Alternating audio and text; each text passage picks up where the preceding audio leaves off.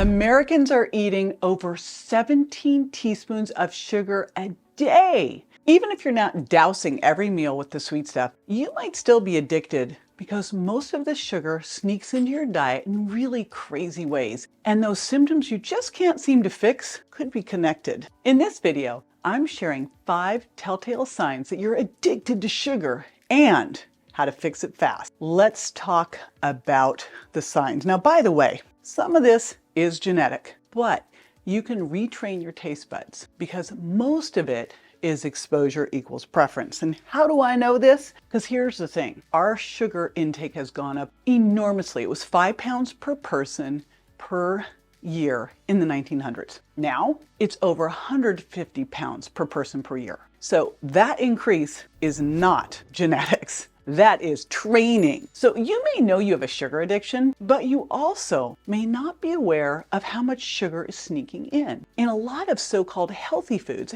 and what it's doing to you. Now, here are some of the signs that you're eating too much sugar and that your body is now relying mainly on sugar for fuel. I call that being a sugar burner, not a fat or hybrid burner. So the first one is you can't go more than 2 to 3 hours without eating. And you have constant cravings throughout the day. You know, you shouldn't have to snack between meals. In fact, I am totally against snacking. And I'm going to share more about how to curb those cravings in a little bit, so do not worry. Number 2 is you lose weight, but you can't lose the waist.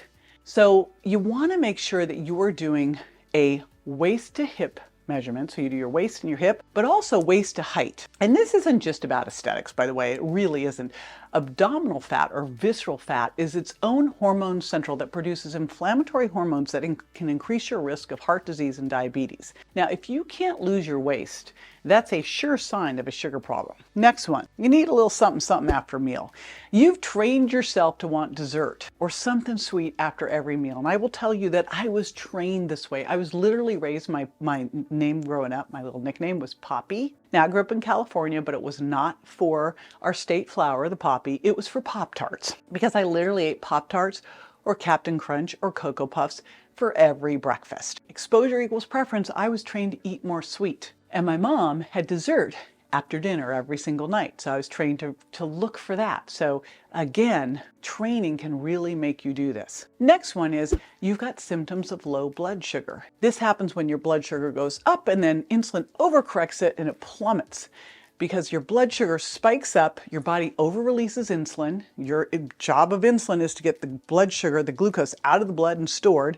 And then your body ends up overcompensating, overshooting. And so what happens? You have a fast heartbeat, you're shaky, you're sweating, you're nervous, you're anxious, you're irritable, you're confused, you're dizzy, you're angry, big ones. Or you just ate and you're hungry again. Like, what's up with that? Now, there's also tests you can do that will tell you a lot. The first one, of course, is just a fasting blood sugar test. And you really want to be somewhere in the 70 to 90 range. Next one is fasting insulin, where you want to be 2 to 5. Or a hemoglobin A1C, where you really want to be 4.5 to 5. Those are those ideal ranges. That's not what you're here at the lab test, but I don't want you to be average. I want you to be optimal, right? Or elevated triglycerides. So triglycerides are fat in the blood. This is how we store fat in the body. And you really want your triglycerides to be 75 or below. They'll say optimal is 150 or below. No, 75 or below. And then of course your triglyceride to HDL ratio. There's another thing that's great, and it's using a continuous glucose monitor to monitor your blood sugar responses in real time. You do not have to cut out sugar completely. You have to choose wisely. You see, all carbohydrates turn to sugar. You need to know which to choose and which to lose. And what I found is that quite often, sugar is sneaking in where you would never expect it. And the more sweet you eat, the more sweet you want. And then it starts creating blood sugar imbalances and insulin resistance. And guess what that makes you do? It makes you crave more sweet. And if you're under any kind of stress or not getting quality sleep, then this just compounds the issue. So let's talk about how to fix it fast. And the first one I'm going to teach you how to do is eat by the plate, because you got to have good blood sugar balance to get rid of the cravings. So when you're eating by the plate, this is going to make it so that you can eat and stay satisfied for 4 to 6 meals. You don't need to snack. And it starts with protein first. Why? Because protein really helps with sugar cravings. So I love protein because protein's more thermic, it's more satiating.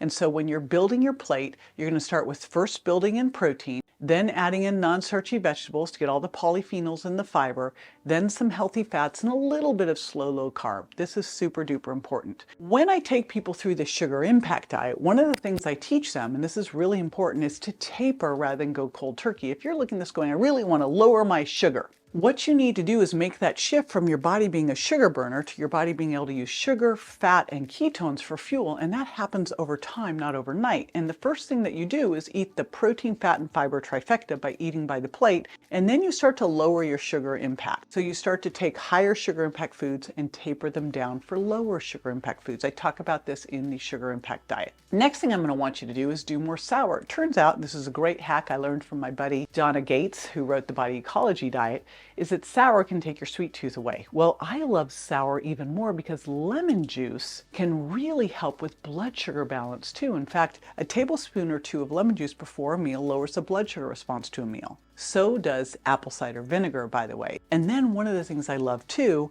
is ginger. In fact, there was a study in the Iranian Journal of Pharmaceutical Research in 2015 that looked at how ginger impacted blood sugar levels among people with type 2 diabetes. And what they found was that ginger can both work to improve blood sugar balance and it can also help cells better use glucose. Dr. Lee Broadhurst, I saw her name and I'm like, I know Dr. Lee Broadhurst. I remember hearing her speak years ago. She found that phytochemicals in cinnamon, that's another great one, can increase blood sugar metabolism by 20 times or more. And here's what's cool. Apple cider vinegar, lemon juice improve insulin sensitivity, lower blood sugar response, ginger can help, and cinnamon is an amazing one because the active ingredient in cinnamon can mimic the effects of insulin to get glucose into the cells more efficiently. Cinnamon, ginger, lemon juice, apple cider vinegar, easy things to add into your diet that will have a profound impact on blood sugar balance.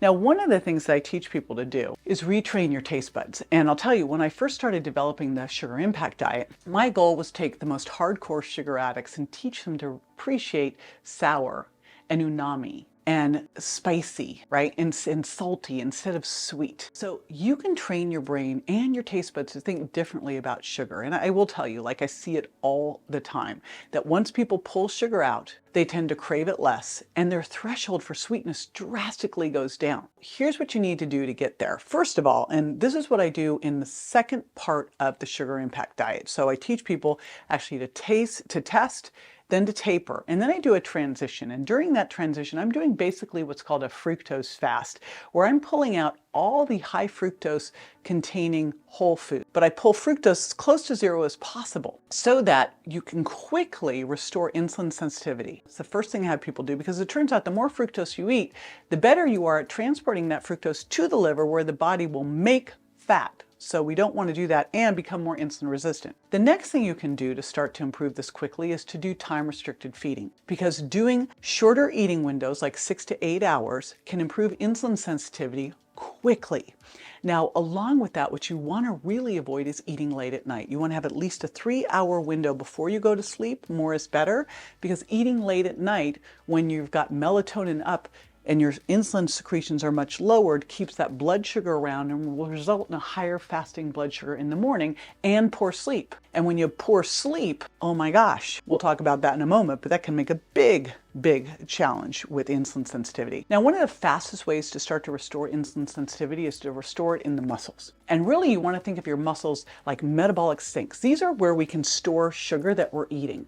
So a fast thing you can do is start to build muscle, lift heavy things, eat protein, lift heavy stuff, right? Because that muscle means that now when you're eating carbs, they have somewhere to go, because carbohydrates get stored in your muscle as glycogen for fuel to use later. Plus, muscle is one of the fastest places where we start to restore insulin sensitivity. We do that in the muscle, we do that in the liver. This is a quick place we can restore insulin sensitivity. If you've got better insulin sensitivity, your body doesn't push out as much insulin in response to sugar. Insulin's inflammatory and locks the doors to fat cells. So we want to have good insulin response, but not over response. So again, we're going to put on muscle to restore insulin sensitivity, but also so that now we have a place for our body to put carbohydrates for storage. Next key critical thing, I threatened I was going to talk about it, but I have to here, is sleep. So even one poor night of sleep, you're more insulin resistant and you're hungrier. and you're not hungrier for broccoli. Let's be real, like we've all been there. And so sleep is so critical for restoring insulin sensitivity and having good blood sugar control. So sleep is the big one. And right along with sleep is stress. If you are under stress, it's going to impact your sleep. But when you're under stress, what happens? Number one, you tend to lower your serotonin, which is going to make you crave more sugar. You tend to break down muscle and have higher fasting blood sugar. You're more catabolic, which can raise insulin. So stress causes a whole host of problems along with leaky gut that can lead to all sorts of problems with blood sugar and with sugar cravings. In fact, poor sleep and stress are big ones for craving more sugar. And what happens when you're under stress too is you lower your stomach acid. That can impact your gut health, and that can set the stage for candida overgrowth. And when you have an growth of candida, that can make you crave more sugar, because guess what candida feeds on? Sugar and alcohol. One of the things that I love to do here is to use a continuous glucose monitor. What you measure and monitor, you can improve. When you wear a continuous glucose monitor, it allows you in real time to see how food, how stress, how sleep, how exercise is impacting your blood sugar, so you can make the right shifts in real time. Along with that, you want to make sure you're supplementing, and there's a couple key supplements that can really help here. First of all, fish oil. I mean, pretty much I talk about fish oil for everything, but when I'm thinking about blood sugar and insulin, if you're insulin resistant, you are not going to be able to access stored fat for fuel. It's going to make you crave more sugar. Another one that I love is berberine. Berberine is right up there with things like apple cider vinegar. It's incredible. There was a study published in 2008 in Metabolism that looked at the impact of berberine supplements on people with type 2 diabetes. And researchers found that berberine lowered fasting blood sugar and postprandial blood sugar levels. I mean, that's incredible. Like if that was a drug, it'd be being used. Berberine can work like metformin, and vinegar can work like metformin. These are amazing for helping with blood sugar control. Another one that's important here is vitamin D. Vitamin D is important for so many different reasons, but it's also super important for blood sugar control. This was a study published in the Iranian Journal of Public Health that found that vitamin D can support glucose balance by stimulating insulin release. And when you repair your vitamin D deficiencies, you can improve glucose control and help prevent the complications of type 2 diabetes. Really critical. When I wrote the Virgin Diet, the number one question I got asked at the end of it was like, what do I do about sugar? I can give up gluten and dairy and eggs and corn and soy and peanuts, because I had people take out the top high food intolerance foods and swap them for healing foods. But one of the ones obviously was sugar. But it seems like people were either confused or controlled by it. And I was like, all right, I'm going to do something to help people break their sugar addiction. And that is the Sugar Impact Diet.